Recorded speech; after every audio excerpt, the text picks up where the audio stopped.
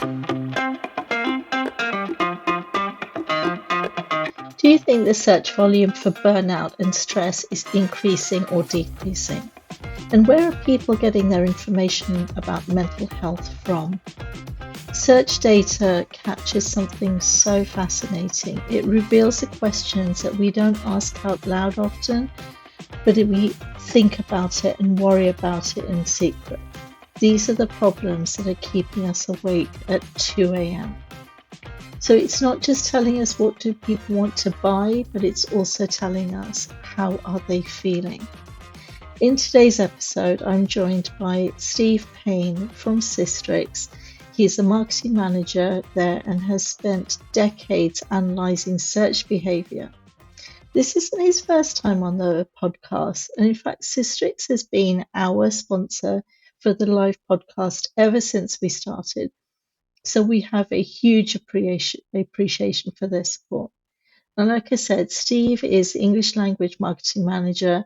He's also the technical and copy editor at SISTRIX, and he oversees the end-to-end process of all the knowledge and data journalism content.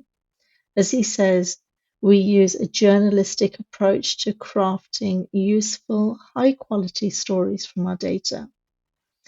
And he has a long history, much like me, with the online world dating back to before the web was even born.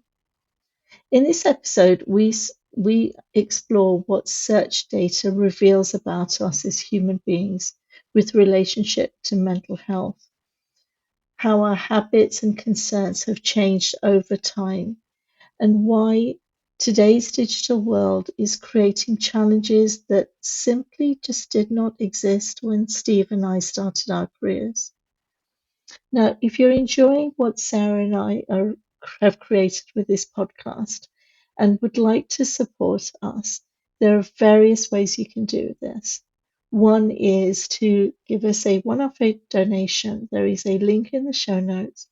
And another way is to share episodes with anyone that you feel would benefit. And today's episode would definitely be one of them. So if you've ever wondered what the internet knows about us and what we can learn from it, including how we're feeling, you're going to love this episode.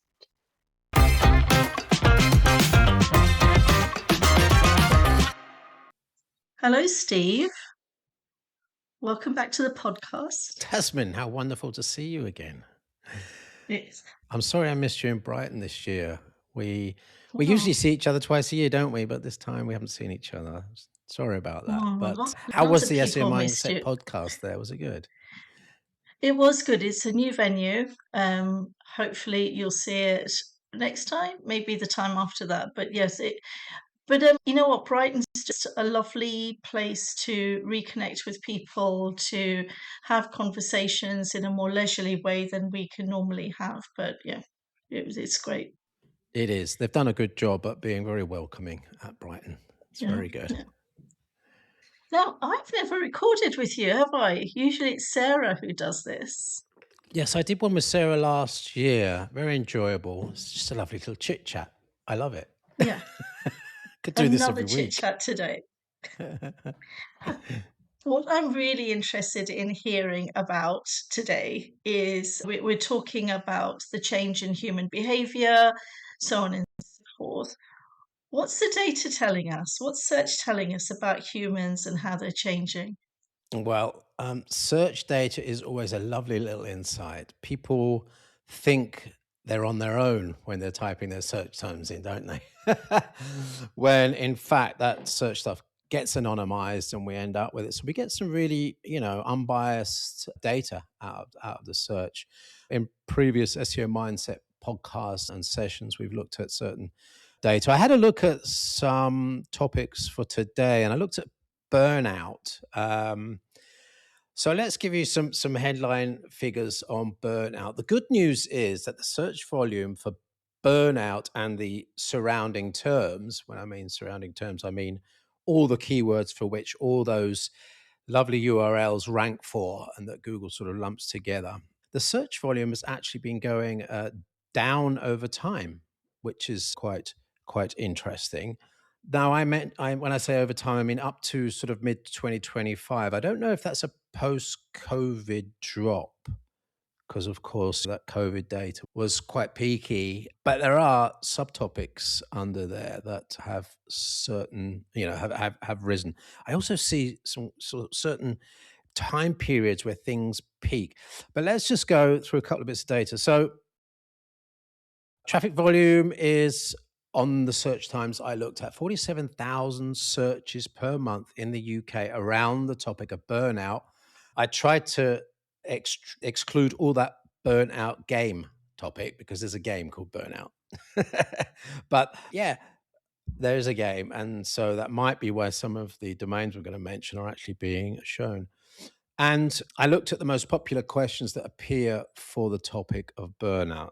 I've got some listed here, and you won't be surprised that the first sort of 4 or 5 are all these kind of 4 types, 7 signs, 42% rule. It's as if people have tried to market a solution for burnout using, some sort of methodology. You often see this in books, don't you? The 7 top tips, or whatever, the 101 days that are going to sort your life out. I think this is a kind of a little bit of bit of marketing on top of the actual core of the topic that's being, answered here. So 42% rule for burnout, no idea. 7 signs of burnout, 4 types of burnout, 5 C's of burnout, 5 stages. And then a bit further down the list, simple questions like, how do you recover from burnout? How do you fix burnout? How do you treat burnout? And what does burnout feel like? So clearly people are asking the straight question. And this is in classic Google search, by the way. I've got some AI data. So let's take a little subtopic, work-related stress. So topics around work-related stress have again dropped. There's about 7,000 searches around this sort of topic every month in the UK on Google search, not including AI, not including the other platforms where questions may be asked. And that one's again been going down since about 2022. I'm looking at the data, down to about half of what it was. So when I talk about 7,000 a month now, it was 15,000 a few years ago. Now we could ask ourselves a couple of questions there. Are people switching to other methods to ask questions? It's the number one question, surely, for people watching this podcast. Well, people are using chatbots. I don't know what you think. I don't actually have any data. I think it must be quite difficult to get that data at the moment. Yeah, What do you think? because Are people? well, we've got the search data, and today's all about looking at the search data and putting in our own lived experiences. And you and I have been around for a long time in this industry. I think once when I was giving a talk, you were the oldest people in the room.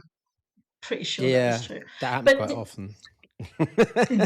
but it's not my experience. So one of the things that you said, the search data on burnout 47,000, it's still high. It might be going down, Yes. it's still high, so it's still an issue. And last time when we recorded, we were talking about the AI paradox, that it's meant to make our lives more efficient and easier, but what's the reality? And the overarching feedback that we were getting from the audience were feeling more burnout. For example, people in an employed role are now being more micromanaged because of AI, or their work is being dismissed, saying, okay, you wrote this wonderful piece, but let's put it through AI, and we're going to run with that one. So diminished confidence, more stress, constantly being asked to redo and redo and redo a piece of work. So this old thing about that we say, don't strive for perfection, just get it done, is not landing in real world.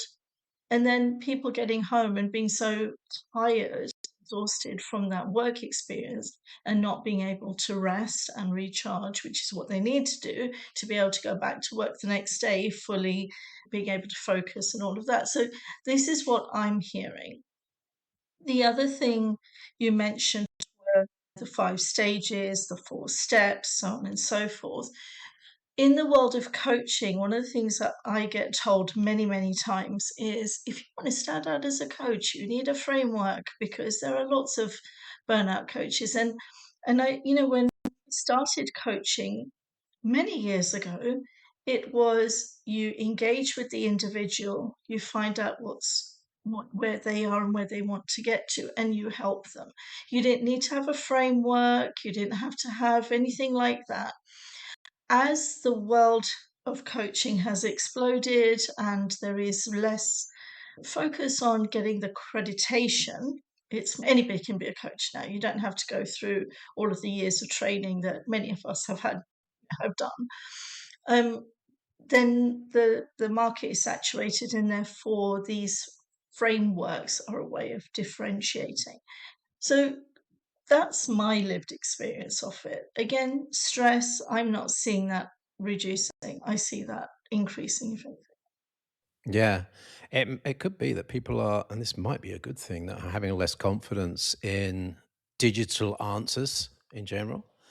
And maybe the growth of support networks, real human support networks, is actually helping. That could be one answer, and that would be fantastic if that was happening. You mentioned the pressure of AI in our in the industry that I work in. SEO, digital marketing. There's also this imposter syndrome that's happening. Everything is new, and you do feel, however far ahead you think you are, you still feel, oh, am I right? I mean, imposter syndrome in some respects is good. It's like having fear of talking. You need to have a little fear. You shouldn't be too confident. The analogy, I always have that analogy. The person going to London for the first time always gets the right tube. The person that's been in London for 3 months gets the wrong tube because they're overconfident. You know what I mean? But there are a lot of things. You're competing with digital colleagues now, as you said. AI answers. You're under pressure to create more efficiencies using AI tools. There seems to be a general board level expectation now. I'm not exposed to board level talks, but it does seem to be that's the way it seems to be coming down in the industry. Yeah, and then of course the imposter syndrome of not really knowing what's going on. It's a crazy time, and if you're working in software tools like I am, we've got very high pressure to get things organized very quickly for the new world of AI. And I'm pretty sure, and in fact, I was away last weekend in Holland with a group of friends, and we did talk about AI in work, and all of us working in different sectors, from legal to digital to what's it called? Hypotheken. I've forgotten the English word for it. Renting of commercial property, mortgages, and that sort of stuff. So yeah, and they're all finding that pressure. I will say, and for those that don't know, I live in Germany. I'm extremely privileged to be here because are very strict rules about work time, amount of hours worked, average number of hours worked in a month. There isn't really no such thing as overtime in my work. I'm extremely lucky, and I'm able to walk out of this room and be confident that on a Friday I won't have to look at anything, or I won't be contacted by anyone till Monday. Having been in the USA, the US, Holland, and Ireland, I know it's slightly different in some of those places, right? I really wish we could get a better framework for working. Having experienced the German work ethos, I do absolutely believe now that it's a better way of life. Allowing yourself to just walk away without feeling guilty, without feeling that you might have left something that should have been finished.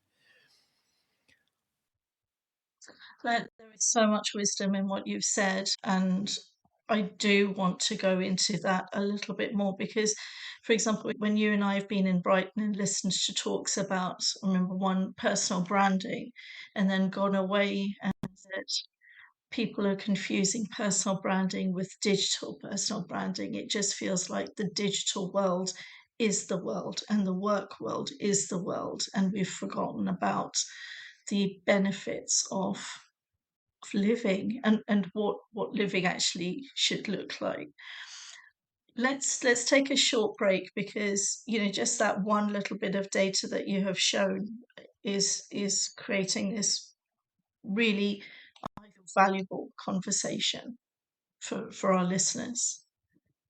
So let's carry on after the break.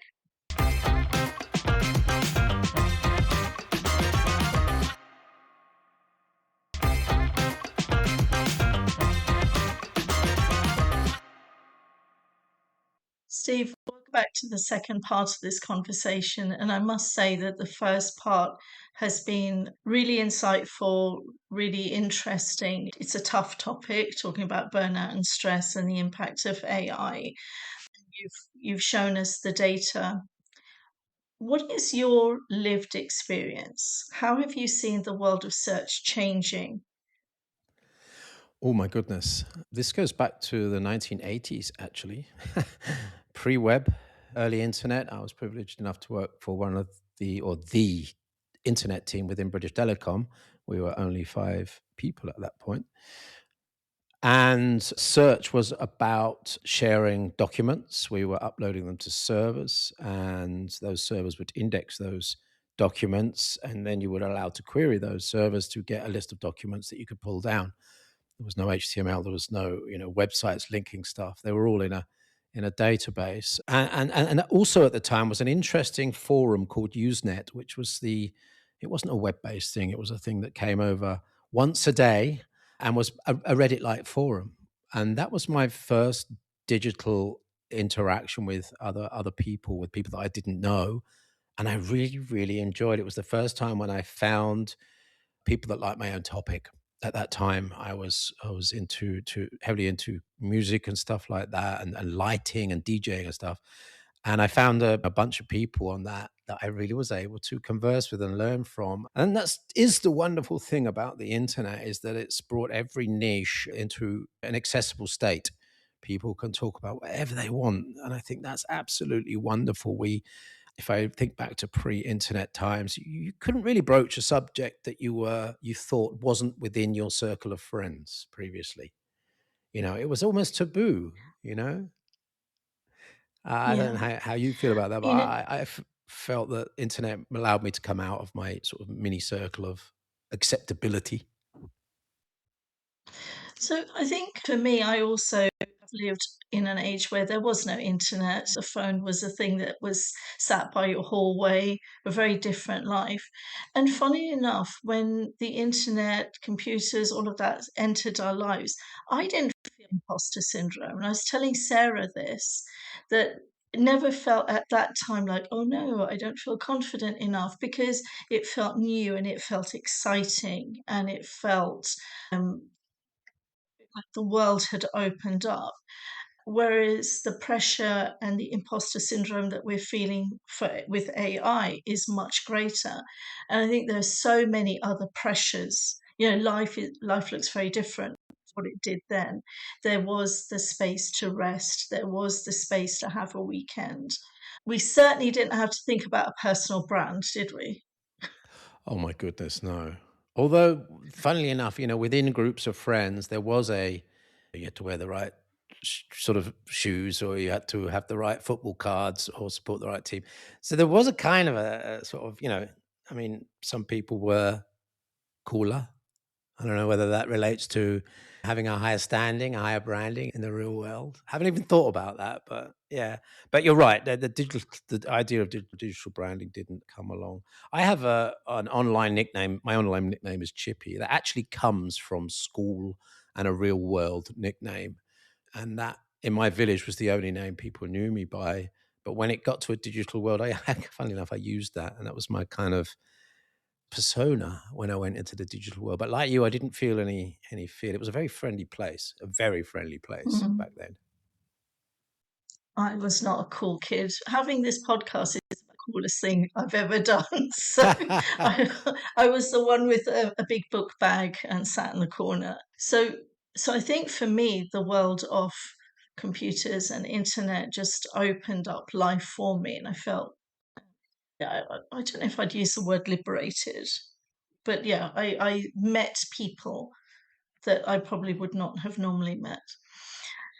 But we talked about the pressures that people have. You talked about the work-life balance that doesn't seem to exist in the UK. Even if you work for yourself, I think freelancers I hear often talking about always being on. And it's going to be impacting I think I'm fortunate because I'm more controlling of my time. But when I look at the youngsters and what they are having to navigate, it's a lot, right? Mm,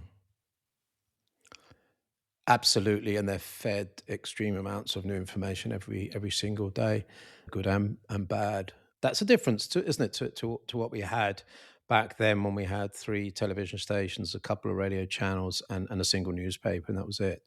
It is a thousandfold, probably tens of thousands fold more information available now than we had. I suppose trying to filter that out must be an extremely difficult job.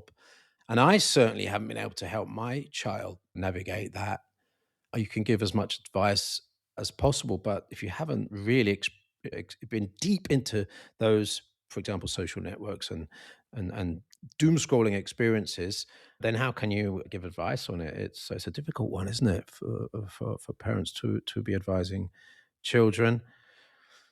Yes, but it's not a simple day. It's not a simple time we live in. We have to approach this. We have to speak to these young people. We have to learn. We not just look and not just moan.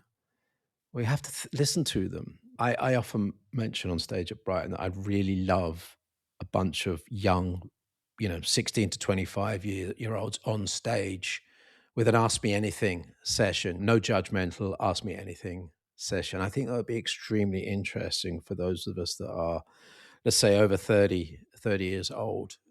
What do you think? I don't know. You probably speak to a lot more younger people than I do. I don't know. So, my children have grown up. They have children. Many of them have their own children. So, I'm sort of not in touch with that age group as much as I think I should be. But as you were speaking, I was thinking, we have these panel discussions where we've got the so-called experts on the stage and all of these youngsters listening to them.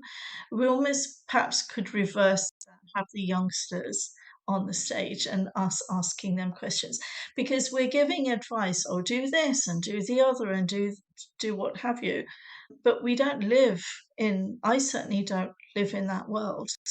you know when I hear about the pressures that they're going through, I've almost got to a point in my career where I can shape it the way I want to, so I can then say I've consumed information, and I might say do some meditating and some journaling, and sometimes that just doesn't land. Yeah, yeah, that's right. How many times have I been through a list of 20 things that you could do rather than lying on bed in front of your smartphone, young son? And none of them hit. We need to learn what excites them, what can get them out of the moment. We also need to learn what the good things about this digital world are, because they are getting good things out of it. They're getting fantastic information. They're, in some cases, making good friends. My son was into the virtual reality world for a couple of years, and I've never heard him so excited. It was as if he was living in a party when he put those headsets on. There were team working, supporting each other. I'd love to hear more about the positive things that the young people are getting from social media, because I think it's quite too easy for us to say, oh, it's all going wrong. It was better back in our day. Well, maybe it wasn't. Maybe there are good things that we just haven't seen yet. And we need to learn about those. We also need to learn about how it's possibly going to go forward. Massive discussion in the UK about social media for young people right now. All I'm seeing on television is mature commentators. And that can't be the way, surely. We need to have the young person conversation, bringing it back to stress and lifestyle and job choices and all that. We need to talk to them and listen to them, really. Gosh, Too much all to think right, why about, don't isn't we it? get yeah, let's think about how we can do that. Becky from, is it Reflect Digital? I'm getting my names Becky mixed up, but Simmons. she works, yes, because she's got the Aspire. Is it the Aspire Foundation? She works with a lot of young kids from digital. She has conferences. She helps them through schooling. Maybe we get her on and listen to what she has to say, because she definitely is in touch with that age group. Oh, that would be lovely. Yeah, that would be really good. I put, just quickly, if we've got a couple of minutes, I put that burnout topic into AI as well to see what was coming out. There are some sort of, let's say, entities around it which are related very closely. So school, work, employee, stress, and depression are the top 5. I think there's no surprise there. There are also an interesting list of websites that are cited. So, of course, so for people watching this, you've used chatbots, you know that there's a lot of text that comes out and very few blue links, but there are some blue links in there, and those are these citations that go to websites. Let me just list you the top 3: YouTube, Reddit, and Wikipedia. And I don't feel that confident about certainly the first 2 of those providing unbiased expert information. I'm not saying there aren't experts on YouTube, but I just don't feel very good that those are the top 2, YouTube and Reddit. But under that, NHS, NIH.gov, which is the US. We've got Indeed.com there. I don't quite know how that gets in, but Facebook, Medium, Psychology Today, Very Well Mind, Healthline. A lot of these are very high quality websites, but the YouTube being number 1 does worry me a bit. If we break it down to URL level, so the top URLs for boredom that come out of chatbots, mentalhealthuk.org/burnout. So that I imagine that's a charity. And by the way, charities do really good SEO jobs. They are transparent. They provide really accessible information. And I really, really hope that someone realizes that those charities need some financial support, because the AI people have come along and taken all that lovely information that they created and also stop people getting to their websites, which they need people to do, so they donate. Sorry. Moving on, nhs.uk, the taxpayer website, helpguide.org, I don't know what that is, mentalhealth.org.uk, that's another charity, BHF is a charity, and WebMD is a US website. There is, though, after that, a products box that appears in the results. I don't quite know what they're trying to sell, but Google clearly thinks there are things that could be sold to people that ask questions about burnout. Maybe it's that game that we mentioned at the head of the podcast. I don't know. I haven't. Hopefully, it's just the game they're trying to sell. Yes, because I don't think. Okay, let's leave it there. It's another conversation, isn't it? YouTube and expertise. But a really valid point about what you said about charities and the good work that they do, and we need to be able to support them and also get access to all of that great information. One thing that popped into my head as you were speaking, and it's something that's interesting me a lot more recently, in generally in the Western world, when we talk about a problem and what to do about it, we think about what can I do and how do I need to, well, basically, what do I need to do? And it's all very much about solving the problem once we've got the problem, far less about preventative. And the NHS is very good at, helping you when you've got the illness.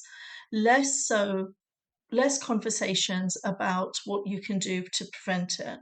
And I think that's where a lot of the East, where there was more focus on reflection, more focus on stilling of the mind, more focus on the impact of rest, what recharge really meant. That we've almost said, do you know what, that's all a bit woo-woo and we're just going to push that to the side. What I'm seeing, and maybe this is a discussion for another day, that is now becoming more and more mainstream. We're hearing about the benefits of meditation. It's being cited in some very high profile reports. We're hearing about spending more time in nature, spending time being still, meditation, all of that stuff. And I feel that, and I'm generalizing, the West, to its detriment, has focused on the body, what can I do, and the mind, how can I think, and elevating my mindset, but concentrated less on what some people call heart set and soul set. How do I feel? And soul, who do I want to be? And that's what branding is. Personal branding is your reputation. Personal branding is not the same as the digital personal that you're building. Who do you want to be? How do you want to show up? What sort of leader do you want to be? What are your thoughts on that? Yeah, as you were talking about it, we didn't do any prep on this, did we? I was thinking No, apologies. workplaces really do need to make those things accessible and acceptable. Meditation rooms, a stretch room. I was in hospital earlier this year, knee problem, and of course, I had to do my physio afterwards.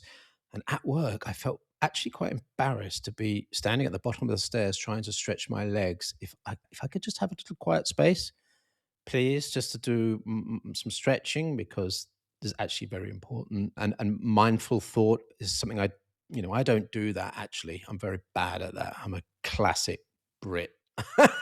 I'm terrible. Go and speak to my mum and her mum as to the reasons why, but that's how it is.